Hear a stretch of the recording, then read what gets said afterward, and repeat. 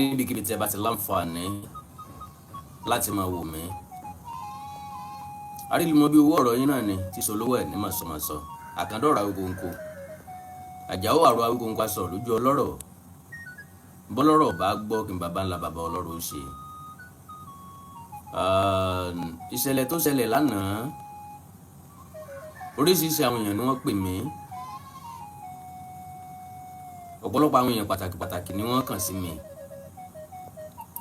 Àwọn èèyàn kan láwọn ò rí mi nírúpò bẹ́ẹ̀ rí, ọ̀pọ̀lọpọ̀ èèyàn fún mi sùúrù, ọ̀pọ̀lọpọ̀ èèyàn dá sí. Ṣùgbọ́n tí majority fẹnu kò sí tàbí tí wọ́n sọ tó pọ̀ jù, tí mo dẹ̀ nígbàgbọ́ wípé àwọn èèyàn yìí right, because àwọn èèyàn tí mo respect ní gbogbo àwọn lọ́pọ̀lọpọ̀ náà àwọn tó sọ̀rọ̀ yìí, ní tí mo jẹ́ kó yé wọn ni pé èmi ò rò gbàbẹ̀ lọ. Ẹ̀mí lórí ọ̀rọ̀ pé a lọ sí Abba Ibrahim, as they used to call it, that is Ibrahim Movie Village.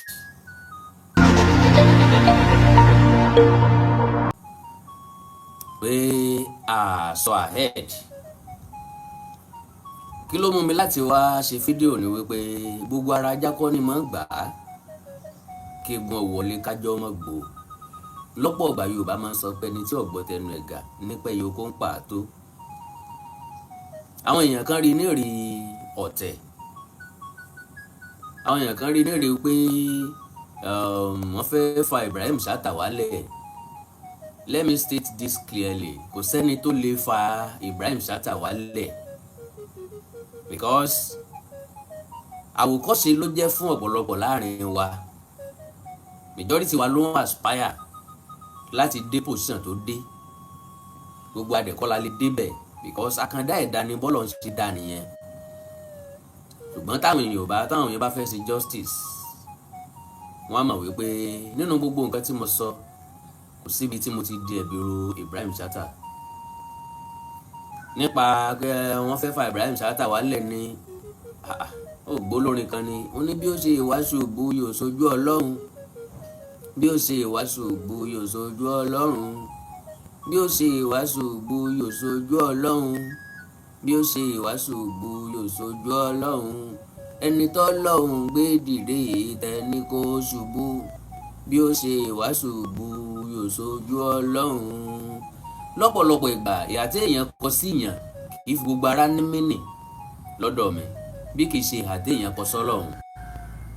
Ibrahim Chatta ló mọ ibi tó ti ń bẹ Ọlọ́run ní kọ̀rọ̀ tẹ́nìkan kan mọ̀, because olùjọ́sìn gidi ni, ó hàn lára, ó hàn nínú wa, ó hàn nínú iṣẹ́ ẹ̀.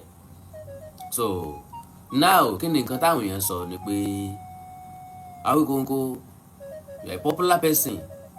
Ibrahim Chatta is a popular person. Well, to the best of my understanding, Ibrahim Chatta lè mérí gẹ́gẹ́ bí popular person. Ọmọ kékeré ṣì là wá.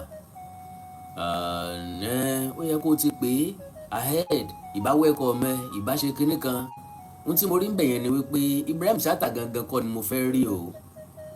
Ibrahim Chatta kọ́ ni mo fẹ́ rí o. Location ni mo fẹ́ lò. Ibi tí mo fẹ́ clarify ń bẹ̀ nìyẹn. Ibrahim Chatta kọ́ ni mo fẹ́ rí. Ibrahim Chatta is always busy. And again, kò sí connection kankan láàrin wa. Kò sí connection kankan láàrin wa. Kò sí relationship kankan láàrin wa.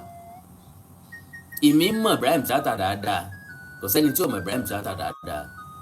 Ibrahim Chatta lè ti come across mi lórí social media. A ní contact rí, a jọ sọ̀rọ̀ rí, a jọ ṣe anything papọ̀ rí. So how will he welcome me? So kò síbi tí Ibrahim Chatta ti nírú àyè bẹ́ẹ̀ láti wá welcome mi nígbà tí ó sì kankan láàrin wa. Ọ̀pọ̀lọpọ̀ àwọn èèyàn ńláńlá ló ti lọ sí village yẹn tí wọ́n ti lọ bẹ̀bẹ̀ wò. So who am I? Now business ni mo bá lọ. Mo need the location fún project. And some people have been saying tó bá dé Abba Ibrahim Chatta kò sí nǹkan tẹ́ fẹ́ ń bẹ̀ tẹ́ ní rí, including ẹṣin. Okay, mo á wò pé tòótọ́ ẹ jẹ́ kí mi náà lọ. Wọ́n ti ń sọ̀rọ̀ nípa Abba Ibrahim Chatta tipẹ́tipẹ́. So ìjẹta tí wọ́n tún wá mention ní okay adẹ̀lé lọ sọ́yọ́ lọ́la o.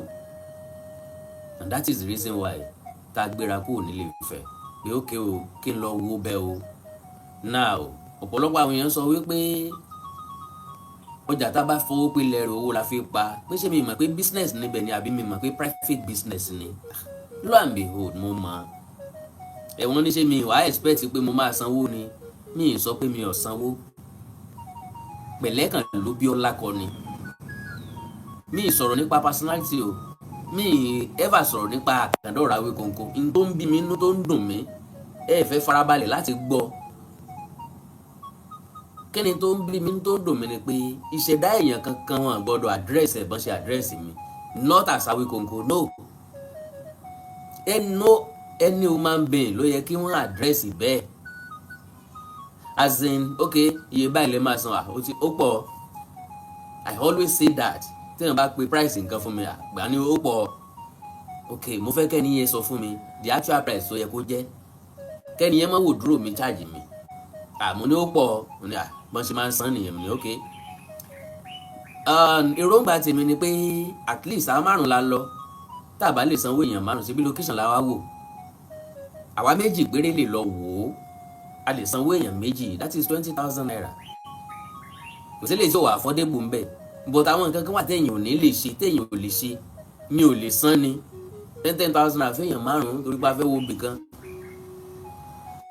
So mo believe pé méjì nínú wa lè lọ wò ó, but at least ká tó conclude ọmọbìnrin yẹn as rude as she is, as rude as she was, ó ti sọ pé tán bá ti lè san kán má dúró pẹ́ o, kán má lọ o. Mo wá rí lára àwọn tó comment tó sọ wípé what else do I expect than that. A jẹ́ pé irú ẹni bẹ́ẹ̀ náà ò ní mánà nìyẹn, because I will never address anybody like that, no matter how small how little that person is. Kó jẹ́ tó kéré jù mí lọ, kó jẹ́ tó jẹ́ gbé ọmọ mi ò lè ever sọ bẹ́ẹ̀ sí ẹ̀dá Ọlọ́run kan. À ń bọ̀sìn èèyàn kì í sọmọdé, tó pẹ̀lẹ́ ló bí ó lákọ̀.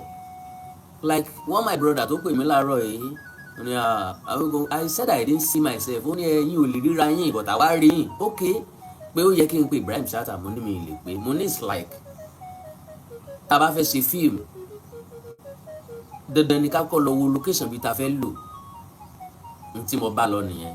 Because téèyàn bá fẹ́ ṣe ìnáwó and tá a bá fẹ́ ṣe movie gan, wá wo convenience àwọn èèyàn, níbo ni wọ́n fẹ́ sùn lẹ́yìn ìgbà tí bá parí iṣẹ́. So far tí ó ń ṣiṣẹ́ ọjọ́ kan arrange hotel, tá a bá fẹ́ arrange hotel dandan ni ká kọ́kọ́ kàn sí wọn lóòtẹ́ẹ̀lì yẹn. Tá a bá wá dé hotel wọ́n mú wa yí yàrá ká, wọ́n ti sọ okay a ní room tó jẹ́ iye báyìí, alélè tó jẹ́ iye báyìí, alélè tó jẹ́ iye báyìí, then a máa sọ pé kán fi hàn wá okay o ilé ní 1,000, ilé ní 2,000, àwọn ní 3,000 wà lókè, wọ́n fi hàn wá, àwa la máa wá choose ilé ìtagbára wa ká ń bẹ̀. Gẹ́gẹ́ bẹ́ẹ̀ ni tí mo bá lọ lánàá, mi ì dẹ̀rò wípé yẹn ò tí ì pọ̀ jù láti lọ wo bẹ̀. Okay o ọ̀pọ̀lọpọ̀ àwọn èèyàn dẹ̀ náà yaṣẹ́ ń bẹ̀, mo ti clarify many things lánàá tí mi need repetition. So ìdí tí mi fi mo wá sọ fẹ́ni yẹn pé mi need láti rí Ibrahim Chatta. Ibrahim Chatta is a businessman, ó ti fa àwọn èèyàn sí di àkóso àwọn nǹkan kan to the best of my understanding. Tí n bá sọ pé mo fẹ́ rí Ibrahim Chatta, that means mò ń wá favour nìyẹn, bóyá mò ń wá ẹ̀dínwó. No, mi ò lọ pẹ̀lẹ́ ẹ̀dínwó, mo lọ láti lọ make enquiry ni. Anybody ló lè fún mi ní enquiry, anybody ló lè attend sí mi, but ẹni yẹn máa attend sí mi politely as a businessman, business person, to the best of my understanding. Gbogbo nǹkan ló lẹ́tò, gbogbo rẹ̀ ló ní bá ń ṣe ń kọ, gbogbo ló ní bá ṣe ń jó. So n tí mo sọ fẹ́ nìyẹn ni pé ìdí tí mi fi pe Ibrahim Chatta nìyẹn, mi ní láti rí Ibrahim Chatta, kò sí nǹkan tó pa wá pọ̀, kò sí kàrámọ̀, kò sí gbéraga wípé bóyá mo fẹ́ meet Ibrahim Chatta. Tó bá tó time tí bá máa meet ẹ̀ láyé máa meet ẹ̀, táwọn tí n bá ní meet ẹ̀ tọ́lọ́run bá kọ́ papọ̀ bá máa meet ara wa ní meet ara wa, and we always be doing fine. He is very very doing fine. Ẹni tọ́lọ́run kẹ́ tọ́lọ́run gbà fún ni, tí gbogbo wa dé ń gbàdúrà fún kọ́lọ́run jẹ́ kó tó máa pọ̀ sí lọ́lá àti ní gbogbo nǹkan. Ní tí gbogbo wa náà ń gbàdúrà ni, kò sẹ́ni tí ò lépa, tí ò ní ambition fún nǹkan gidi. Ẹni tó bá wá ní ìlépa fún nǹkan gidi ó gbọ́dọ̀ appreciate nǹkan gidi. Ìwọ̀nba nǹkan tí mo rí lóko Ibrahim Chatta mo ṣe báyìí fún, mo gbé kudos fún, mo dẹ̀ mọ̀ wípé akínni ó ti ṣiṣẹ́ akin, títa ríro la kọlà, nínú títa ríro ní Ibrahim Chatta kó bẹ̀ yẹn jọ. Now gbogbo àwọn èèyàn tó sọ pé ṣé mi mọ̀ pé owó ni, kì í ṣe owó láti fi wọlé lówó tí mo máa san. Tí n bá fẹ́ lo bẹ̀ fún location, òye yé mi pé mo máa sanwó, I have to pay money. Ó máa ní iye tán máa ń gbà fún location fíìmù tó bá fẹ́ ṣe fíìmù àtàwọn nǹkan, ó depend lórí nǹkan tẹ́ need. Ṣé ẹ need costume, ṣé ẹ need aṣọ ogun, ṣé ẹ need ìbọn, ṣé ẹ need ẹṣin. Ẹ lè fẹ́ tó wá yaṣẹ́ tó ti kó costume tó ti kó gbogbo nǹkan tó fẹ́ lò wá, kẹ́ fi wẹ́ tó jẹ́ pé ó need gbogbo nǹkan lábá Ibrahim ń bẹ̀, kẹ́ tó wá fi wẹ́ni tó máa need ẹṣin. Ẹ lè fẹ́ tó need ẹṣin méjì wẹ́ tó need ẹṣin mẹ́wàá. Gbogbo àwọn nǹkan yẹn ló ti wà available lábá Ibrahim. N tó jẹ́ kó wà exceptional nìyẹn, n tẹ́ everybody fi ń dream láti ya fíìmù ń bẹ̀ nìyẹn. Man of approach ni mò ń complain lé lórí. Kò yẹ kí wọ́n approach anybody like that. Ibrahim Chatta ò dẹ̀ mọ̀ nǹkan kan nípa ẹ̀. So majority àwọn èèyàn tán kàn dédé máa lórí social media máa comment nonsense. Èmi mọ̀ yín dáadáa. Èmi àti yín ò kì í ṣàjèjì ara wa. Majority àwọn èèyàn tó ń comment nonsense. Àwọn èèyàn tán rí bí gẹ́gẹ́ bí ẹni pé Awikoko ló da Yorùbá nation rú. Tó bá jẹ́ ṣé mi nìkan wá ní èèyàn ni. Because I see myself as an entity tí ò lè dá òkúta yí, tí ò lè stop nǹkan kan tọ́lọ́run bá fẹ́ ṣe. Ṣùgbọ́n ọbẹ̀ tá a bá fi èrú pilẹ̀ rẹ̀, ìmọ̀ ń ru paná ni. Ọjà tá a bá fi èké pilẹ̀ rẹ̀, títú ni máa ń tú. So ọ̀rọ̀ Yorùbá nation is ọ̀rọ̀ Yorùbá nation. Ẹ má mú yẹn wọ ọ̀rọ̀ pé ok wọ́n treat me badly níbì kan and you expect me to keep quiet. I can't. At least fún management àti Ibrahim Chatta láti rí nǹkan tó ṣẹlẹ̀ ńbẹ̀. Ibrahim Chatta kọ́ ló rán wọn ṣẹ́. Ibrahim Chatta ò lè rán wọn nírú iṣẹ́ bẹ́ẹ̀. He's a nice man. Ẹni tó fẹ́ ìdàgbàsókè ọmọlàkejì ni. Ẹni tó fẹ́ rere ọmọlàkejì ni. Bí n bá ṣe wá gbàdúrà pé kó rí fún Ibrahim Chatta, kó rí fún mi jù bẹ́ẹ̀ lọ. Tó bá jẹ́ pé downfall ẹ̀ ni mò ń wá, kí n ní downfall jù bẹ́ẹ̀ lọ. Tó bá jẹ́ pé gbéga ẹ̀ ni mò ń wá, tí n bá lọ́kàn kan pẹ̀lú ẹ̀, kí n máa ga sí i. Kí Ibrahim Chatta kọ́ láì mọ́ takú. Bá ṣe address mi ń bẹ̀, and òye tí òye majority, and ìkanra inú ni bí ni tí ń ṣe wọ́n tẹ́lẹ̀ tí ọ̀dẹ̀ kan rú wa. Because as you all know me, èmi ọ̀ràn yẹn kankan, Awikoko ló kọ mi. I will always say it as it is. Gbogbo èèyàn kọ́ ni mo ń dákẹ́, gbogbo ara já kọ́ ni ilé gbà á. Kí gun ọ̀wọ́lé kájọ́ ọmọ gbò, bẹ́ẹ̀ bá ń tara yín lóko, gbogbo ara já kọ́ ló máa gbà náà. Kì í ṣe ti gbéraga who I am, no. I am nobody, I still repeat I am nobody. But treatment yẹn wọn gbọ́dọ̀ fún ẹrú lásán. Now let me tell you, lóòótọ́ wọn ránṣẹ́ sí mi, but I travel all the way from Ilé-Ifẹ̀ down to Ọ̀yọ́ Aláàfin, lọ sọ́nà Ìṣẹ́yìn, ìyàwọlé dínú abúlé. Adẹ̀ráwọn èèyàn tán ṣiṣẹ́ ń bẹ̀, adẹ̀káwọn èèyàn tán ṣiṣẹ́ ń bẹ̀. Kò sí nǹkan tó bad tí n bá débẹ̀, tí n bá wá jókòó 5 minutes. Every organization tó fẹ́ gba owó wọlé, wọ́n máa ń ní gate. Tán bá ní gate, wọ́n á wá ní ticket. Àwọn èèyàn tó fẹ́ fún yẹn ticket á wá wà ń bẹ̀. To the best of my understanding. So anybody tó bá ti dé gate ti mọ̀ wípé ó máa san pass kó n tó lè wọlé. Owó ni wọ́n fi pilẹ̀ bẹ̀, owó ni wọ́n ná lé lórí. Kò sẹ́dá tó máa débẹ̀ tí ò ní kájé kù jókòó. Kò sẹ́dá tó máa débẹ̀ tí ò ní kan sára sí ọpọlọ. Ọlọ́run ló fún Ibrahim Chatta, èèyàn kan kọ́. That is the reason why tẹ́nìkan kan ò fi lè gbá kò lọ́wọ́ ẹ̀. No doubt about that. So èmi tí mo ń sọ̀rọ̀ tèmi yé mi, àgbẹ̀ tó fi inú oko sún rẹ̀ gbé kà. Èmi ni mo mọ nǹkan tó ń dùn mí, tó ń ká mi lára, tó ń bí mi nínú. Ẹ dẹ̀ fẹ́ kí n express mind mi, ẹ fẹ́ kí n express feelings mi. It's like kéèyàn máa súfèé kan ní kó máa yín mú, ká máa gúnyàn lábẹ́rẹ́, ká wá ní kó máa sọ̀rọ̀. It doesn't make sense. Ọ̀pọ̀lọpọ̀ sọ pé you could have called Ibrahim Chatta privately. I don't have his number. I don't have any contact with him. I don't have anything to tell him. Now tí n bá débẹ̀ tí n bá sọ mind mi, tí mo á délé tí mo á gba nọ́mbà Ibrahim Chatta, tí mo á bẹ̀rẹ̀ sí ní pé tí ò wá pick call mi, kí lè expect kí n tó sọ? Tàbí tí n bá send message tí ò reply, ṣé kí n wá tún rí gẹ́gẹ́ bí ìgbéraga ni? Meanwhile ẹlẹ́ni busy. Ó lè jẹ́ time tí mo send message sí kò sí phone lọ́wọ́ ẹ̀. Bóyá time tí mo pè bóyá kò sí phone lọ́wọ́ ẹ̀. Bóyá ẹni ẹlẹ́ni wà lójú oorun. Ẹ jẹ́ ká máa farabalẹ̀ listen síra wa, ẹ jẹ́ ká máa farabalẹ̀ understand ara wa. Kò sí wèrè láàrin wa ọmọ Yorùbá jọ gbogbo wa. Ọ̀wọ̀ díẹ̀díẹ̀ lára ń fẹ́. Ọ̀wọ̀ díẹ̀díẹ̀ lára ń fẹ́. I am nobody, still nobody that is aspiring to become somebody. Mi ò ever jáde láti rubbish effort Ibrahim Chatta, and I still repeat, ẹ̀gbọ́n Ibrahim Chatta ọmọ nǹkan kan nípa tó ṣẹlẹ̀ yìí, kò lè nínú dídùn sí because ká ní CCTV camera wà ń bẹ̀ ká tẹ̀ sọ pé ok o Ibrahim Chatta ti rí mi pé no ọ̀gbẹ́ni oníjàgbọ́n rè ẹ má jọ wọlé o ẹ̀yà lé ọgbọ́n náà lèèyàn fi pẹ́ mọ́ àyà gbangba la fi péjọ pẹ̀lẹ́kùtù la fi roko òdì ọ̀pẹ tí wọ́n bá ti ẹ̀fẹ́ léèyàn náà èèyàn fọgbọ́n léèyàn àṣìǹsà bá a ṣe máa ń ṣe nìyẹn. So àwọn èèyàn ń yaṣẹ́ ń bíbà ẹ́, àwọn cast nìkan ni wọ́n dúró sí bíbà ẹ́, àwọn crew nìkan ni wọ́n dúró sí bíbà ẹ́, àwọn props nìkan ni wọ́n dúró sí bíbà ẹ́, àwọn tí wọ́n ní nǹkan ṣe ń bíbà ẹ́ ni wọ́n dúró sí bíbà ẹ́. So ẹ má bínú tẹ́ ẹ bá mind ẹ lè bá wa jáde sí side bíbà ẹ́. I met various artists tí mo mọ̀ tó mọ̀ mí àtàwọn tí ò mọ̀ mí. So like I said, àkàndọ̀rọ̀ Awikoko gbogbo ìgbà kọ́ ni mo máa ń bá tìjà wá, and again àìgbọ́ra ẹni yé máa ń wà pẹ̀lú ọ̀pọ̀lọpọ̀ lórí social media. Ní tí ò kí ń jẹ́ kó fi dùn mí ni pé tí n bá wo profile wọn máa rí i pé ọmọ kékeré ni wọ́n lọ́pọ̀ nú wọn. Again tí n bá wo profile àwọn míì tó dàgbà máa rí i pé àgbàlagbà mú mi mùràwé ni wọ́n. Because ó pàdé àgbà lọ́nà ní kókó ọlọ́gbọ́n, ó lè jágọ̀ lọ́ba dàgbà. Ní tí èèyàn bá ní kò lè wọ́n èèyàn, tí èèyàn bá ní ni yóò fi tọrẹ. So understanding mi ó dé gbogbo bẹ̀yẹn. Mo mọ ìrísí àwọn èèyàn, etí ìgbọ́rọ̀ wa ọ̀tọ̀. Àwọn èèyàn kan wà wọ́n mọ̀ọ́rọ̀ gbọ́ wọn mọ̀ọ́rọ̀ sọ, àwọn kan wà wọ́n mọ̀ọ́ sọ wọn mọ̀ọ́ gbọ́, àwọn kan wà wọ́n mọ̀ọ́ sọ wọn mọ̀ọ́ gbọ́, àwọn kan ò mọ̀ọ́ gbọ́ wọn ò mọ̀ọ́ sọ. So gbogbo ìsọ̀rí èèyàn ló pé sórí social media. Ẹni tó bá ti wá jẹ́ni tó ń relate pẹ̀lú àwọn ọ̀pọ̀lọpọ̀ àwọn èèyàn yóò ti mọ expect àwọn akíndìndìnrín nínú ọmọ. Èèyàn ní bímọ púpọ̀ kó má lábèṣe, òun ní followers tó pọ̀ kó má ní dìndìnrín láàrin wọn, kó má láìlẹ́kọ̀ọ́ láàrin wọn.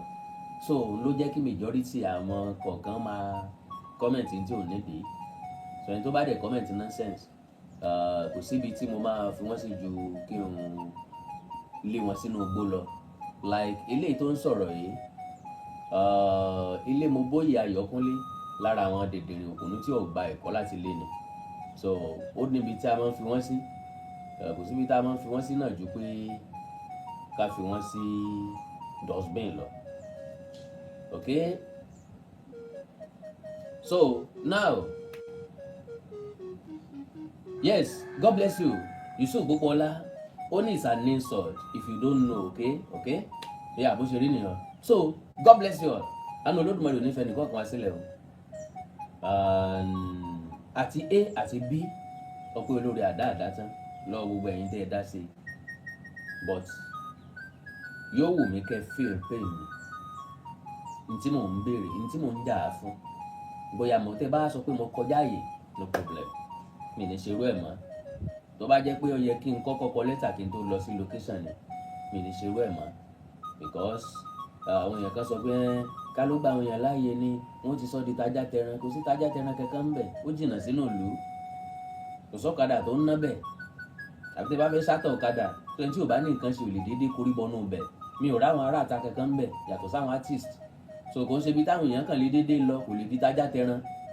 So irrespective tí rò kó rí, Ọlọ́run kẹ̀ kálukú wa, Ọlọ́run gbàdúrà kálukú wa, Ọlọ́run ṣe kálukú wa bá a ṣe ń fẹ́, Ọlọ́run ṣe kálukú wa dáadáa. One of my very good sister ó send fídíò kan sí mi lénìí tí tó mú orí mi wú díẹ̀, tó mú orí mi wú dáadáa. That is Yínká TNT. Ọ̀rọ̀ pọ̀ nínú fídíò yẹn, but mi ní play ẹ̀ kó mọ́ dàbẹ̀ ni pé mo fi pass message across again. Àánú Olódùmarè nífẹ̀ẹ́ nìkan kan wá sílẹ̀ o. Ilé òní lè wá tọ̀nà nínú àwa wọlé. Ẹ ní rí ń gbé sọnù bí ó ṣe bí ọmọ, ẹ ní rí dààmú, ẹ ní rí wàhálà. A kú oṣù lámúlánà, oṣù yọ̀ẹ̀sẹ̀ gbogbo àwa mùsùlùmí, àwa mùmínì àti mùmínà òdodo lágbára Ọlọ́run. Ẹ̀mí tó bẹ̀rẹ̀ ni yóò sì kà, ẹ̀mí tó bẹ̀rẹ̀ ni yóò rẹ́yìn oṣù lágbára Ọlọ́run. A tún ṣe ọ̀pọ̀lọpọ̀ rẹ̀ lókè ìpẹ́. Gbogbo àwa Christian náà tá a wà nínú oṣù Lent, àwa náà ń gbà àwẹ̀ lọ́wọ́, àwẹ̀ ti bá àwẹ̀ ńlẹ̀. So ẹ̀mí tó bẹ̀rẹ̀ ni yóò yọrí ẹ̀ láyọ̀ àti àlàáfíà. Gbogbo nǹkan tí à ń pòǹgbẹ fún ní dáadáa nínú àsìkò oṣù alápọ̀nlé yìí náà ni Ọlọ́run ó dá gbogbo ẹ̀bẹ̀ àdúrà wa. Gbogbo ń tá fẹ́ ní rere Ọlọ́run fi fún wa, gbogbo ń tá kọ̀ níta ìdá Ọlọ́run ó bá wa kọ́. Àmọ́ oṣù yọ̀ẹ̀sẹ̀ yìí á mọ̀ sí dáadáa àti Christian àti Mùsùlùmí ìrẹ́pọ̀ là ń fẹ́, àjọṣepọ̀ là ń fẹ́. We want love, we want harmony, we want coexistence. Ẹ jẹ́ ká yé criticize ara wa ká sì má bára wa jà mọ́. Ẹ̀sìn ọ̀fàjà kí kálukú sin lọ́nà tó bá rọ̀ ọ́ lọ́rùn. So as I said to Ibrahim Chatta, no grudges, no offence, no bad intention. God bless you. Àròyé TV rèé ẹ láìkì ẹ sọ̀scribe kẹ́ ẹ sì máa fọ́lọ̀. Òkèláwà téńté.